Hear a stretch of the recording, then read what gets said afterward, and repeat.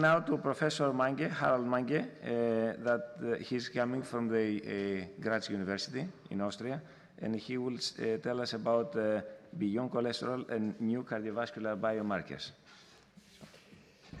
Dear ladies and gentlemen, so many interesting aspects are now discussed about atherosclerosis, so the question arises, are there some additional aspects? And so I want to try to discuss with you now in the next few slides some cardiovascular biomarkers beyond cholesterol, which may be also interesting in this context. This slide shows you the guests of a recent talk show on the occasion of the death of Udo Jürgens, and you see quite different phenotypes there. An old heavy smoker, young middle-aged sportive man, and a young lady, and then older lady with metabolic syndrome. And what's the common denominator of all of this is they all suffered from a destabilized vulnerable plaque, which caused acute myocardial infarction. And we heard it in very excellent details from Professor Hunziker, that many questions are open about concerning these very different phenotypes. And so not only myocardial infarction, also strong in young people, young, very sportive people occurs, and so we have to improve our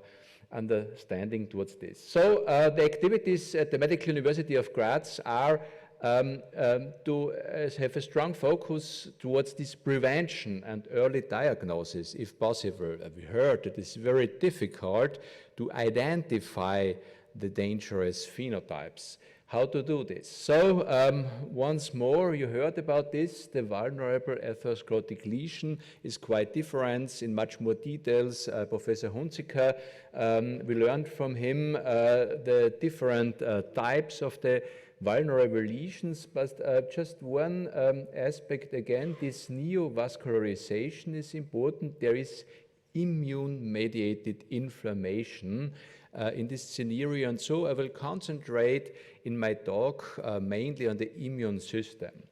There is also always the question of calcification. I wrote here in gray dyscalcification because many questions are open concerning calcification. Is it more preventive? Is it stabilizing? Or what's the role of calcification? It's still open. Most importantly also this balance between clotting and bleeding in the plaque scenario is also very, very important and remains to be better understood. And usually these vulnerable lesions are non-stenotic, and this is an additional problem for the diagnosis. And these non-stenotic plaques show in the adventitia a very active inflammatory process.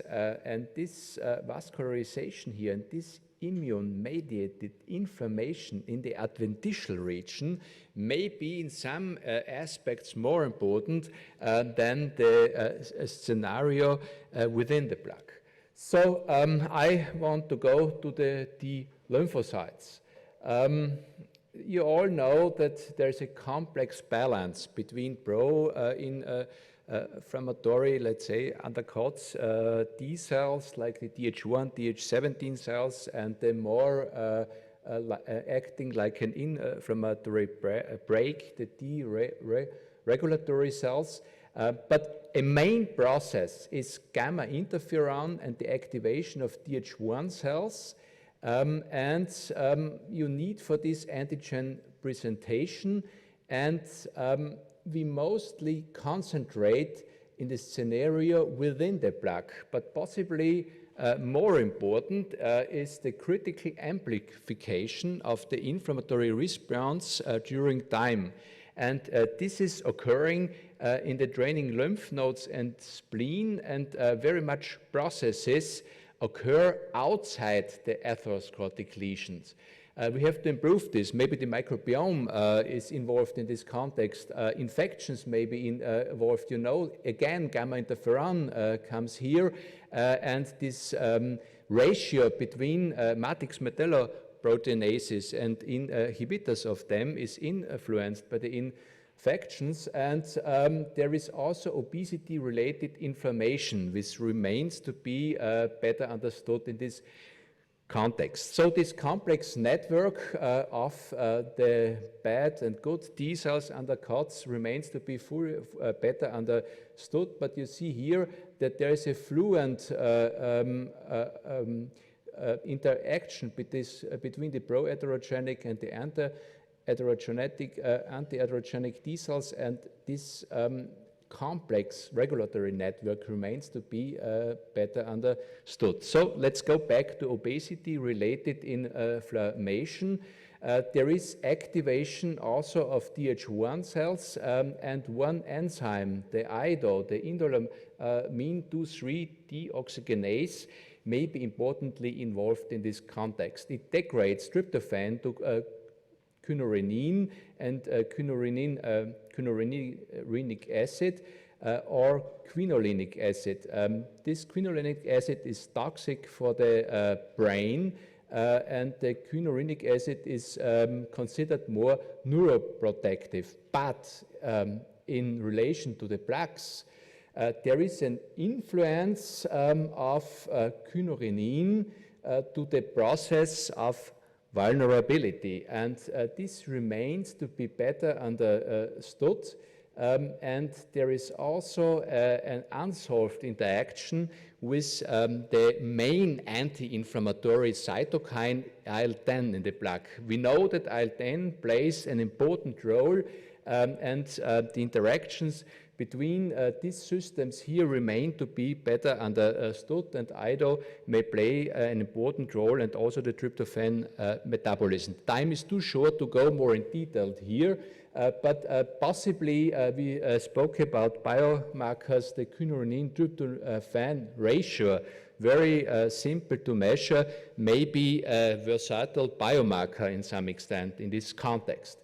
So we could show that nanoconstructs between liposomes and interleukin-10 are bound in the vulnerable atherosclerotic lesions, and that they are internalized in these lesions, and there may be a role of this inflammatory brake, IL-10, in the atherosclerotic plaque scenario. And so I think more the inflammatory brake will become important in the future in relation to the pro-inflammatory process. So to go back to the monocyte macrophage system, you heard very many details about this polarization of the macrophages from Professor Hunziker. It is mainly that the M1 and the M2 balance is also important, but it's much more complex. I know this, and it remains to be more elucidated in the future. There is really a Janus phase appearance of the macrophages with some nice guys and bad guys, and some unknown subtypes, phenotypes. Again, the bleeding process and the disbalance between clotting and bleeding in the plaque is important in this context of the macrophage polarization, and the processes to a great part are steered by the immune system. So I come back to the immune system, to the toll-like receptors. Very simple example here from on the basis of toll-like receptor 7 expression. You see if toll-like receptor 7 is more strongly expressed, we have more stronger expression of M2 macrophage markers. M1 goes down, and also thrombosis-related genes are influenced by the toll-like receptors. And so we have to improve our understanding, I think, of the toll-like receptor system most the toll-like receptor 2, 4, and 7 are interesting in this context. So I have to come back to cardiovascular biomarkers. The topic of my talk is which biomarkers may be interesting. I want to mention in this short time two calprotectins. Calprotectins influence innate immunity via the toll-like receptor 4 systems, and they are increased indeed by traditional risk factors like smoking, hyperglycemia, dyslipidemia, and their high levels associate with increased risk of future coronary events in healthy individuals and also in myocardial infarction survivors. So this is really an interesting biomarker. And these biomarkers, calprotectin as 100A8 and 9, are complexly involved in the whole process here in this interaction between the immune system and the macrophages. And most importantly, blockers have yet been developed. They are approved for clinical testing. So we have to assume that the calprotectins are interesting biomarkers. Further interesting biomarker in relation to the macrophage-associated inflammatory machinery is pentraxin 3, because pentraxin 3, in contrast, it belongs to the CRP family, but in contrast to the CRP, it is more produced locally in the plaque. As shown here in the vulnerable atherosclerotic lesions, you find increased concentrations of pentraxin 3. So possibly for a targeting, for a more specified selective targeting of vulnerable atherosclerotic lesions, pentraxin 3 may be interesting because it is again mainly expressed in dendritic cells, endothelial cells, smooth muscle cell, macrophages, and fibroblasts, and so by this way centrally involved in the processes which I presented you in the foregoing slides. So last but not least, if we think about macrophages, activation of macrophages, myeloperoxidase comes again into the play. It was shown to be associated with activity in carotid plaques.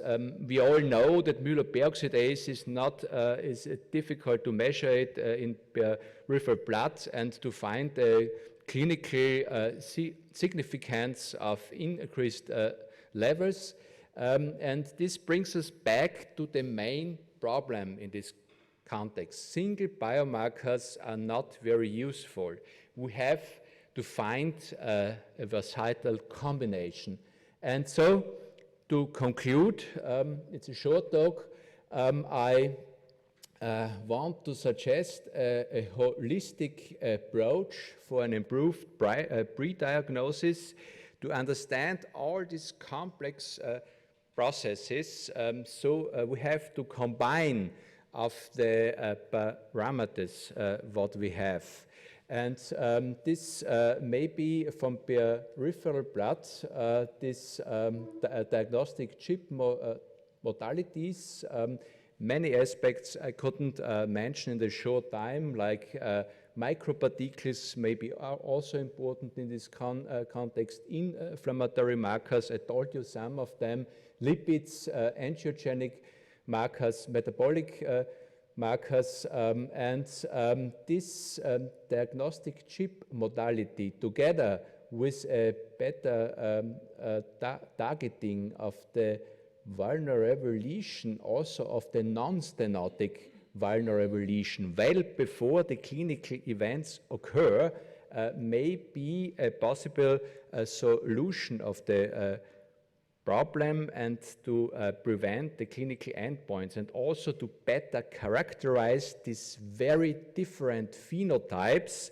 according to the risk, which I showed you in my second slide. And this is the last slide. Thank you very much for your attention. Thank you very much.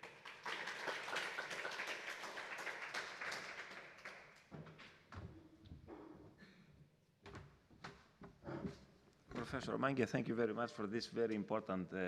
Actually, the targeting is the holy grail in atherosclerosis. We have not highly specific markers biomarkers. So the targeting is working in cancer, but it's not working like that in atherosclerosis. So it's very important work to identify new biomarkers actually to make our nanoparticles targeted in atherosclerotic lesions. Is it any other question? Yeah? Yes, thank you very much for this interesting presentation. Yes. Yeah. I mean, I agree with you that at the end we need several markers to be combined, yeah. But I think probably we have to show in many studies how that they are robust. I mean, if I come to your calprotectin, I mean, we looked for it and published on this, and we had a high euphoria phase when we found it enriched in coronary arteries, where we got it isolated in thrombi at high concentrations, and then we did verification studies. And two things I think are important. First, we tested different assays for this MRP 10, 12. They are not well comparable, so I think there's a lot of technical things to do. It's very difficult to measure in a robust way so that you are sure from assay to assay you get the same. And at the end, it didn't turn out at all as predictive or diagnostic. So I think I agree with you that we need many markers. I'm not sure whether the ones that you listed are the correct ones. At least what I can say is, even if we go for a combined marker at the end, we have to test them step by step. I mean, even if one is not sufficient to be diagnostic or prognostic, but we must be sure that there is a signal in the correct direction. Thank you for this important comment. It is really true. There are so many markers, and to find out the right constellation, it is really an unsolvable problem. But what I try to mention here also, a possible robust approach could be a better characterization of the activation of the anti-inflammatory brake. Maybe IL-10, the good old IL-10, the simple IL-10, may be helpful in this context if we improve these mechanisms of immune-mediated inflammation in a better way, which browns the plaques to a vulnerable scenario in this very different phenotype. Remember also to the talk of Professor Hunziker, who mentioned that there are even some plaques where is nearly no inflammation seen, and the clotting and bleeding disbalance may be very important in this context, and that we do not see very much inflammation can also imply that the immune system is very in a discrete manner active there, and so we have to better characterize these different phenotypes. I think this is the only approach to be more successful in this direction. Okay. Any other question? No. Okay, thank you, Professor Mangge.